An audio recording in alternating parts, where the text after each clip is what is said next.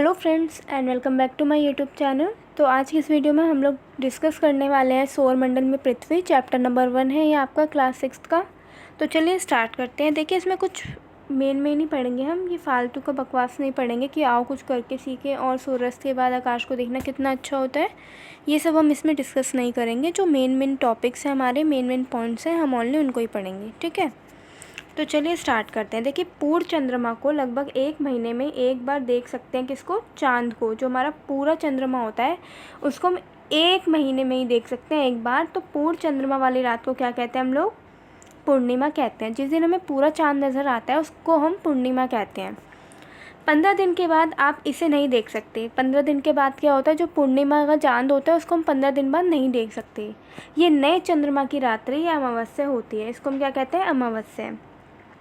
ऐसी रात में क्या होता है, अगर आसमान साफ़ है तो आप आसमान का अवलोकन अच्छी तरह से कर सकते हैं। जो साइंटिस्ट वैज्ञानिक वगैरह होते हैं वो इस टाइम पर ही चांद वगैरह का अवलोकन करते हैं, ठीक है, मोस्टली। इसके बाद इसमें आता है कि सूर्य, चंद्रमा तथा वह सभी वस्तुएं जो रात के समय आसमान में चमकती हैं क्या कहलाती हैं? खगोलीय पिंड कहलाती हैं। तो ठीक है, सूर्य, चंद्रमा तथा वह सभी वस्तुएं जो रात के समय क्या करती हैं? चमकती हैं। उसको हम क्या कहते हैं? खगोलीय पिंड कहते हैं। कुछ खगोलीय पिंड बड़े आकार वाले तथा गर्म होते हैं। ये गैसों के बने होते हैं। इनके पास क्या होती है? अपनी ऊष्मा भी होती है और प्रकाश भी होता है, जिसे वे बहुत बड़ी मात्रा में क्या करते हैं? उत्सर्जित करते हैं। इन खगोलीय पिंडों को तारा कहते हैं। और सूर्य क्या है? सूर्य भी एक तारा ही है, ठीक है। इसके बाद नेक्स्ट पढ़ते हैं हम लोग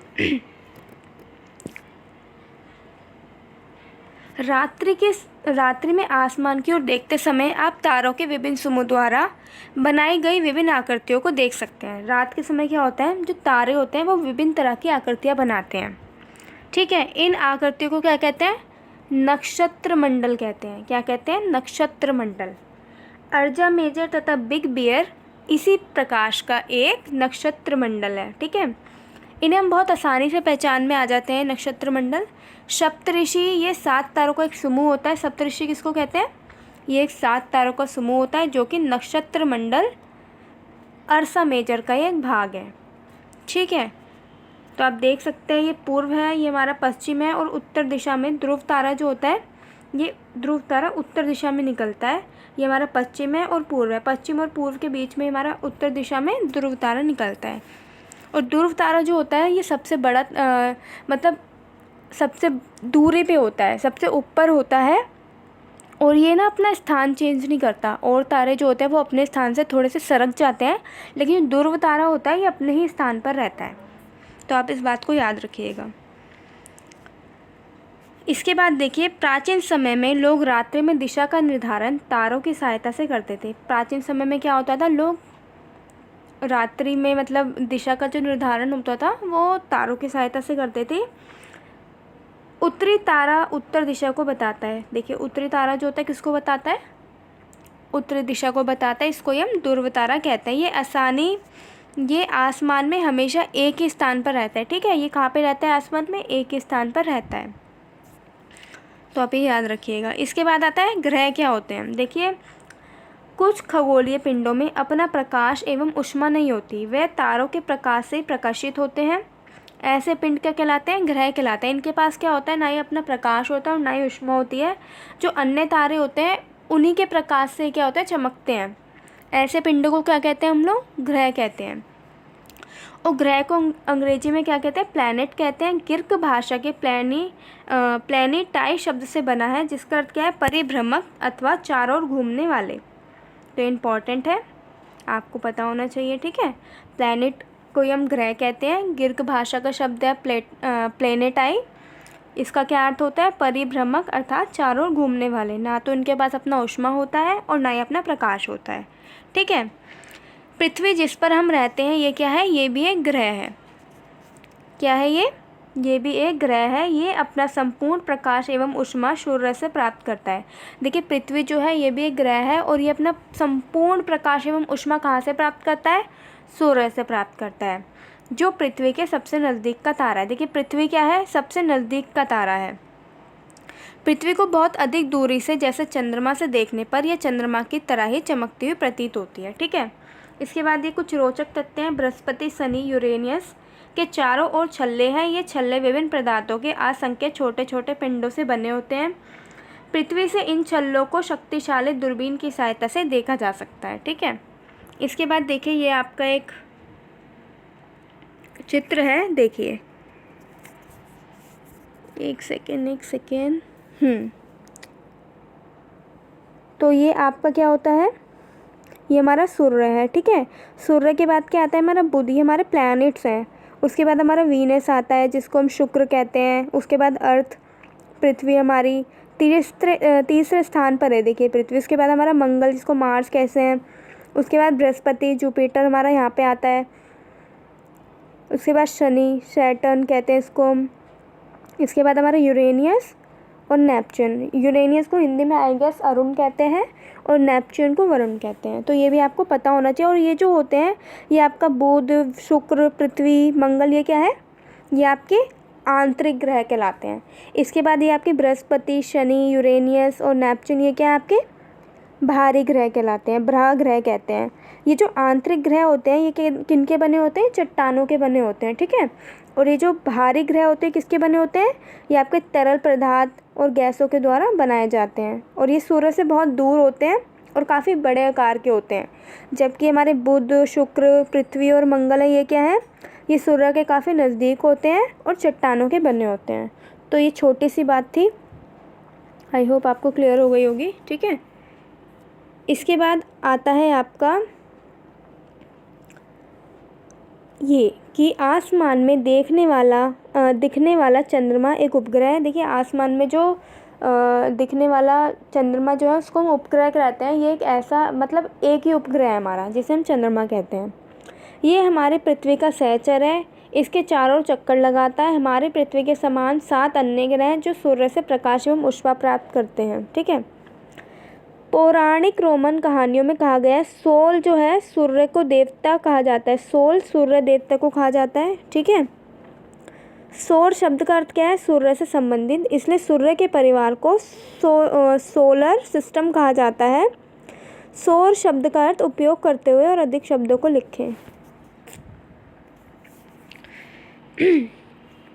एक सेकेंड, मैं आपको एक बार दोबारा से बता देती हूँ। ये देखिए सोल सूर्य देवता को कहा जाता है। अगर आपसे पूछ लिया जाए कि सोल किसको कहा जाता है तो आप बोल सकते हैं कि सूर्य देवता को सोल कहा जाता है।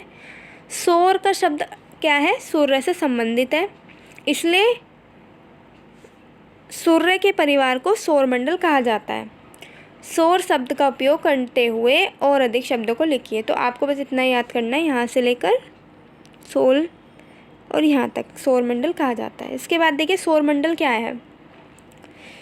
सूर्य, 8 ग्रह जो हमने अभी पढ़े थे, बुध, शनि, शुक्र, ये सारे क्या है, 8 ग्रह, उपग्रह जो हमारा चंद्रमा है, तथा कुछ अन्य खगोलीय पिंड जैसे क्षुद्र ग्रह एवं उल्का पिंड मिलकर क्या करते हैं, सौरमंडल का निर्माण करते हैं। इसे हम सौर परिवार का नाम देते हैं, जिसका मुख्य कौन होता है, सूर्य जो है इसका मुख्य होता है।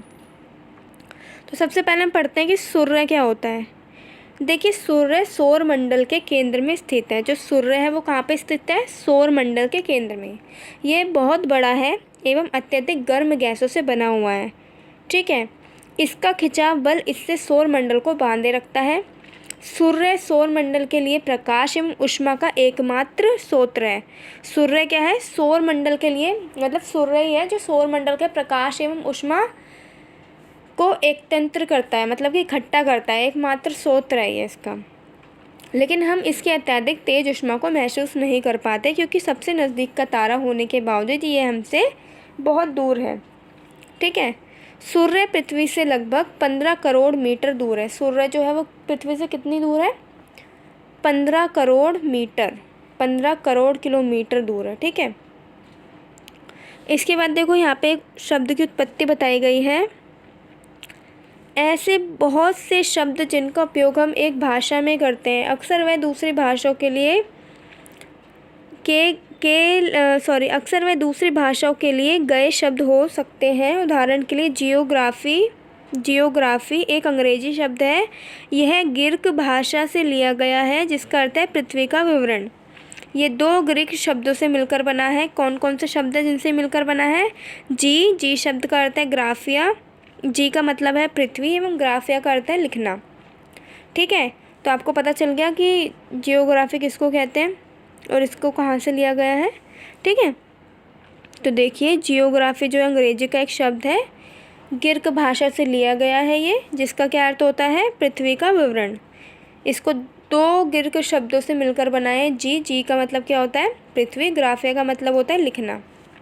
ठीक है, तो ये बनाया हुआ है इसमें जियो, इसको बोलते हैं लॉजी मैट्री आइट, मतलब लॉजी का मतलब पृथ्वी का अध्ययन, मैट्री का मतलब पृथ्वी का मापन, आइट का मतलब पृथ्वी के आकार के अनुरूप। इसके बाद हम पढ़ते हैं ग्रह। हमारे सौरमंडल में कितने ग्रह हैं, 8 हैं, अभी हमने पढ़ा भी था। सूर्य से दूरी के अनुसार, सूर्य की दूरी के अनुसार देखें तो पहले कौन सा आता है, बुध, फिर शुक्र, पृथ्वी, मंगल, बृहस्पति, शनि, यूरेनियस एंड नेपच्यून। तो कौन से इसमें से आंतरिक है, बुध, शुक्र, पृथ्वी, मंगल, ये हमारे कौन से आंतरिक ग्रह हैं। बृहस्पति, शनि, यूरेनियस और नेपच्यून कौन से हैं, भारी ग्रह हैं। इसको याद करने का एक तरीका है, my very efficient mother just serve us nuts. इसको याद करने का ये तरीका है, आप ऐसे भी कर सकते हैं।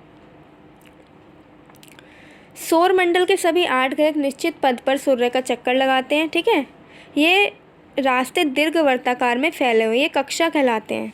देखिए सौरमंडल के सभी 8 ग्रह जो है एक निश्चित पथ पर क्या करते हैं, सूर्य का चक्कर लगाते हैं और किस तरह लगाते हैं, दीर्घवृत्ताकार में ये फैले हुए होते हैं, उसी में ये चक्कर लगाते हैं। इसको क्या कहते हैं, कक्षा कहते हैं। बुध सूर्य के सबसे नज़दीक है, बुध क्या है, सूर्य के सबसे नज़दीक है।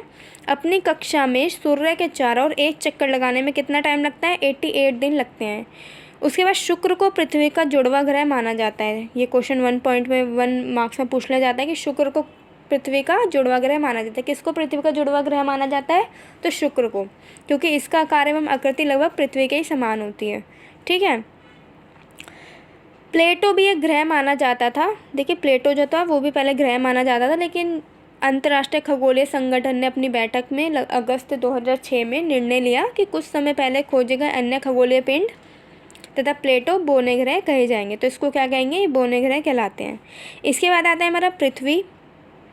ठीक है, सूर्य से दूरी के हिसाब से पृथ्वी तीसरा ग्रह है। आकार में ये 5वां सबसे बड़ा ग्रह है। आकार के अकॉर्डिंग देखें तो ये 5वां सबसे बड़ा ग्रह है, और सूर्य से देखा जाए तो ये तीसरा सबसे बड़ा ग्रह है। ठीक है, ये ध्रुवों के पास थोड़ी चपटी है। यही कारण है कि इसके आकार को भू-आब कहा जाता है। देखिए पृथ्वी जो है गोल नहीं है, ये थोड़ी चपटी होती है, इसी वजह से इसको क्या कहा जाता है, भू-आब कहा जाता है। भू-आब का अर्थ होता है पृथ्वी के समान आकार। ये क्या है, पृथ्वी जो है जीवन के अनुकूल है, यहाँ पे हम रह सकते हैं। पृथ्वी ना तो अधिक गर्म होती है और ना ही ज़्यादा ठंडी होती है। यहाँ पानी एवं वायु उपस्थित है, जो हमारे जीवन के लिए बहुत ही ज़्यादा ज़रूरी है। वायु में जीवन के लिए आवश्यक गैसें जैसे ऑक्सीजन मौजूद है। इन्हीं कारणों से पृथ्वी क्या है, सौरमंडल का सबसे अद्भुत ग्रह माना जाता है। अगर क्वेश्चन आगे कि पृथ्वी को सौरमंडल का सबसे अद्भुत ग्रह क्यों कहा जाता है, तो आप बता सकते हैं जीवन के अनुकूल है, यहाँ पे वायु उपस्थित है, ऑक्सीजन है, जल है। ठीक है, अंतरिक्ष से देखने पर पृथ्वी जो है कैसी नज़र आती है, नीले रंग की, क्योंकि इसका जो 2/3 हिस्सा है वो पानी से ढका हुआ है, इसे नीला ग्रह भी कहा जाता है। तो अगर आपसे पूछा जाए कि नीला ग्रह अद्भुत क्यों है, तो नीला ग्रह जो है हमारी पृथ्वी होगी। क्वेश्चन अगर घुमा के आ जाता है तो। इसके बाद आप जानते हैं, देखिए ये भी पढ़ लीजिए, इंपॉर्टेंट होता है। प्रकाश की गति लगभग 3 लाख किलोमीटर प्रति सेकंड है। प्रकाश की गति लगभग कितनी है, 3 लाख किलोमीटर प्रति सेकंड है। इस गति के बावजूद सूर्य के प्रकाश को पृथ्वी तक पहुंचने में लगभग 8 मिनट का समय लगता है। तो देखिए जो सूर्य का प्रकाश है वो एकदम से नहीं आ जाता है, उसको धरती पर, पृथ्वी पर पहुंचने में कितना समय लगता है, 8 मिनट। ठीक है, इसके बाद रोचक तथ्य एक और है, नील आर्मस्ट्रॉन्ग पहले व्यक्ति थे जिन्होंने 20 जुलाई 1969 को सबसे पहले चंद्रमा की सतह पर कदम रखा। मोस्ट इम्पॉर्टेंट, 1 मार्क्स में पूछ लिया जाता है। नील आर्मस्ट्रॉन्ग पहले व्यक्ति थे जिन्होंने 20 जुलाई 1969 को सबसे पहले चंद्रमा की सतह पर कदम रखा था। आइए चंद्रमा के बारे में पढ़ते हैं। देखिए हमारी पृथ्वी के पास केवल एक उपग्रह है, वो है चंद्रमा। ठीक है, ये आप याद रखिएगा। इसका व्यास पृथ्वी के व्यास का केवल 1/4 है। कितना है, केवल 1/4 व्यास है इसका, पृथ्वी का व्यास का केवल क्या है, ये 1/4। ये इतना बड़ा इसलिए प्रतीत होता है क्योंकि यह हमारे ग्रह के अन्य खगोलीय पिंडों की अपेक्षा क्या है, काफ़ी नज़दीक है। ये हमसे लगभग 3,84,400 किलोमीटर दूर है। सूर्य एवं चंद्रमा की दूरी की तुलना कर सकते हैं हम इस प्रकार, ठीक है। इसके बाद उपग्रह और मानव निर्मित उपग्रह। उपग्रह एक खगोलीय पिंड है जो ग्रहों के चारों ओर उसी प्रकार चक्कर लगाता है जिस प्रकार ग्रह सूर्य के चारों ओर चक्कर लगाता है, ठीक है। मानव निर्मित उपग्रह एक कृत्रिम पिंड है। यह वैज्ञानिक के द्वारा बनाया जाता है जिसका उपयोग ब्रह्मांड के बारे में जानकारी प्राप्त करने के लिए बनाया जाता है, ठीक है। ये सैटेलाइट्स वगैरह जो होती है उसके द्वारा ये जाते हैं ग्रह, और ग्रह वगैरह की रिसर्च करते हैं जो प्लैनेट्स वगैरह होते हैं हमारे। चंद्रमा पृथ्वी का एक पूरा चक्कर लगभग 27 दिन में पूरा करता है। लगभग इतने ही समय में वह अपने अक्ष पर एक चक्कर भी पूरा करता है। चंद्रमा जो है वो पृथ्वी का पूरा एक चक्कर लगाने में 27 डेज़ का समय लेता है, और इसी समय क्या करता है वो अपने अक्ष का भी एक चक्कर ले लेता है, मतलब अपने अक्ष पर भी एक चक्कर भी पूरा कर लेता है 27 दिन में, ठीक है। इसके परिणाम स्वरूप पृथ्वी से हमें चंद्रमा का केवल एक ही भाग दिखता है। क्वेश्चन आ जाता है कि पृथ्वी से हमें चंद्रमा का केवल एक ही भाग क्यों दिखता है, क्यों दिखता है? क्योंकि चंद्रमा पृथ्वी का एक चक्कर लगभग 27 दिन में पूरा करता है। इतने ही समय में यह अपने अक्ष पर भी एक चक्कर पूरा करता है। इसी के परिणाम स्वरूप पृथ्वी से हमें चंद्रमा का केवल एक ही भाग नज़र आता है। चंद्रमा की परिस्थिति जीवन के अनुकूल नहीं है। केवल पृथ्वी पर ही हम जीवन जी सकते हैं। इसकी सतह पर पर्वत, मैदान एवं गड्ढे हैं जो चंद्रमा की सतह पर छाया बनाते हैं। पूर्णिमा के दिन चंद्रमा पर इनकी छाया को देखा जा सकता है। शुद्ध ग्रह कौन से होते हैं? तारों, ग्रह एवं उपग्रह के अतिरिक्त असंख्य छोटे पिंड भी सूर्य के चारों ओर चक्कर लगाते हैं। देखिए छोटे छोटे पिंड होते हैं वो भी सूर्य की ओर क्या लगाते हैं, चक्कर लगाते हैं। इन पिंडों को क्या कहते हैं? शुद्ध ग्रह कहते हैं। ये मंगल एवं बृहस्पति की कक्षाओं के बीच पाए जाते हैं। कहाँ पे पाए जाते हैं शुद्ध ग्रह? ये आपके मंगल एवं बृहस्पति की कक्षाओं के बीच में पाए जाते हैं। वैज्ञानिक के अनुसार शुद्ध ग्रह का ही एक भाग है जो कि बहुत वर्ष पहले विस्फोट के बाद ग्रहों से टूटकर अलग हो गए। उसके बाद आता है हमारा उल्का पिंड। सूर्य के चारों ओर चक्कर लगाने वाले पत्थरों के छोटे छोटे टुकड़ों को उल्का पिंड कहते हैं। सूर्य के चारों ओर चक्कर लगाने वाले जो छोटे छोटे पत्थरों के टुकड़े होते हैं उसको हम क्या कहते हैं? उल्का पिंड कहते हैं। कभी कभी ये उल्का पिंड पृथ्वी के इतने नज़दीक आ जाता है कि इनकी प्रवृत्ति पृथ्वी पर गिरने की होती है। इस प्रक्रिया के दौरान वायु के साथ घर्षण होने के कारण ये गर्म होकर जल जाते हैं, फलस्वरूप चमकदार प्रकाश उत्पन्न करते हैं। कभी कभी कोई उल्का पूरी तरह जले बिना पृथ्वी पर गिरते हैं जिससे धरातल पर गड्ढे बन जाते हैं। इसके बाद आकाशगंगा के बारे में पढ़ लेते हैं। ये लाखों तारों का समूह है। यह पट्टी आकाशगंगा। देखिए लाखों तारों के समूह को क्या कहते हैं? आकाशगंगा कहते हैं। हमारा सौरमंडल इस आकाशगंगा का ही एक भाग है। प्राचीन भारत में इसकी कल्पना आकाश में प्रकाश की एक बहुत नदी से की गई थी। इस प्रकार इसका नाम आकाशगंगा पड़ा। आकाशगंगा क्या है? करोड़ों तारों, बादलों, गैसों की एक प्रणाली है। इस प्रकार की लाखों आकाशगंगाएं मिलकर क्या करती हैं? ब्रह्मांड का निर्माण करती हैं।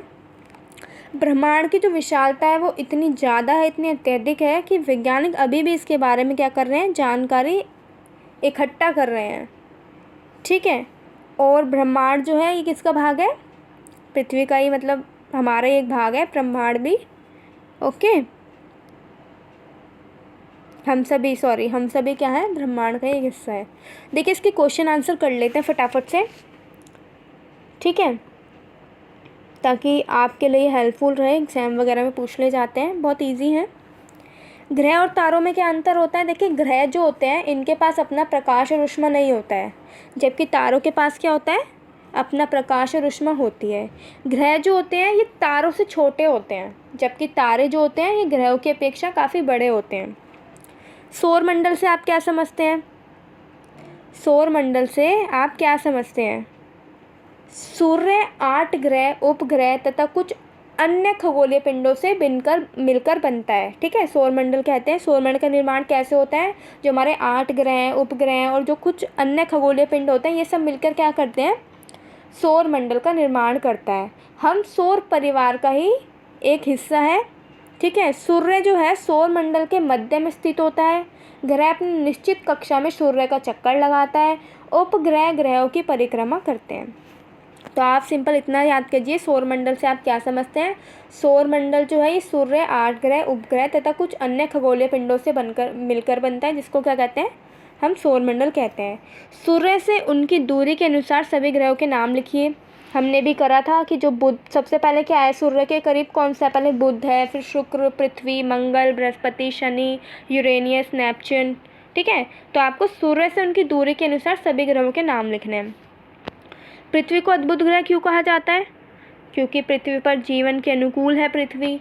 यहाँ पे हमें पृथ्वी पर जल उपलब्ध है, हमारे जीवन के लिए बहुत ज़्यादा आवश्यक है जल। ऑक्सीजन पाई जाती है, वायु है। हम हमेशा चंद्रमा के एक ही भाग को क्यों देख पाते हैं? हमने भी डिस्कस किया था कि चंद्रमा लगभग 27 दिन में पृथ्वी का क्या करता है, एक पूरा चक्कर लगाता है। इसी टाइम में क्या होता है, वह अपना भी एक पूरा चक्कर लगा लेता है। इसी वजह से क्या होता है, हम हमेशा चंद्रमा के एक भाग को नहीं देख पाते। इसी वजह से ब्रह्मांड क्या है? करोड़ों तारों, बादलों तथा गैसों की एक प्रणाली आकाशगंगा है। इस प्रकार की लाखों आकाशगंगाएं मिलकर क्या करती हैं, ब्रह्मांड का निर्माण करती है। ब्रह्मांड की जो विशालता है इतनी अत्यधिक है कि हम उसको कल्पना नहीं कर सकते हम उसकी, और हम सभी क्या है, ब्रह्मांड का एक हिस्सा है। इसके बाद है क्वेश्चन नंबर 2, सही उत्तर छेद कीजिए। किस ग्रह को पृथ्वी के जुड़वा ग्रह के नाम से जाना जाता है? तो शुक्र जो है इसको जुड़वा ग्रह के नाम से जाना जाता है। सूर्य से तीसरा सबसे नज़दीक ग्रह कौन सा है? तो हमारा जो पृथ्वी है ये सूर्य से सबसे नज़दीक ग्रह है। सभी ग्रह सूर्य के चारों ओर किस प्रकार के पथ पर चक्कर लगाते हैं? दीर्घवृत्ताकार, हमने पढ़ा था अभी। ध्रुव तारे से किस दिशा का ज्ञान होता है? किस दिशा का ज्ञान होता है? उत्तर दिशा का ज्ञान होता है। क्षुद्र ग्रह किन कक्षाओं में चक्कर लगाते हैं? मंगल एवं बृहस्पति। ठीक है, क्वेश्चन नंबर आपका कौन सा आ गया? थर्ड। देखिए थर्ड देख लीजिए जल्दी से। डैश का एक समूह जो विभिन्न प्रतिरूपों का निर्माण करता है उसे डैश कहते हैं। तो देखिए जो तारों का एक समूह, यहाँ पे क्या आएगा? तारा। तारा का एक समूह जो विभिन्न प्रतिरूपों का निर्माण करता है उसे तारामंडल क्या कहते हैं? तारामंडल, तारामंडल कहते हैं। उसके बाद है नेक्स्ट सेकंड, तारों की एक बहुत बड़ी प्रणाली को क्या कहा जाता है? क्या कहा जाता है? आकाशगंगा। ठीक है, तारों की एक बहुत बड़ी प्रणाली को क्या कहा जाता है? आकाशगंगा। डैश पृथ्वी के सबसे करीब है। क्या है सबसे पृथ्वी के करीब? चंद्रमा। जो हमारा चंद्रमा है वो पृथ्वी के सबसे करीब है। डैश सूर्य से तीसरा सबसे नज़दीक तारा। तो सबसे तीसरा नज़दीक तारा कौन सा है? पृथ्वी जो है हमारा वो सूर्य से सबसे तीसरे नंबर से सबसे नज़दीक ग्रह है। इसके बाद आपका नेक्स्ट है, ग्रहों के पास अपनी डैश तथा डैश नहीं होती। तो हमने पढ़ा था प्रकाश और आपका ऊष्मा। ठीक है, ग्रहों के पास अपनी प्रकाश तथा ऊष्मा नहीं होती है। तो गाइस अगर आपको ये चैप्टर पसंद आया हो तो प्लीज़ वीडियो को लाइक कीजिएगा, चैनल को सब्सक्राइब कीजिएगा अगर न्यू हो तो चैनल पर, और वीडियो कैसी लगी प्लीज़ कमेंट करके ज़रूर बताइएगा। और अगर आपको इसके क्वेश्चन आंसर भी चाहिए होंगे तो मैं आपको वो भी प्रोवाइड करा दूँगी, आप मुझे कमेंट कर दीजिएगा। So thank you so much for watching my video.